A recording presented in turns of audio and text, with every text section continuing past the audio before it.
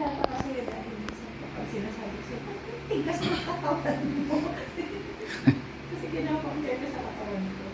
Huwag mo i-compare ang katawan ng lalaki. Opo. Iba ang muscles ng lalaki. Iba ang density. Kaya sabi ko, relax ka lang. Kasi una, sa nature ng trabaho, kaya yung trabaho, nagbubuhat, tayo nakaupo rin, nakaupo.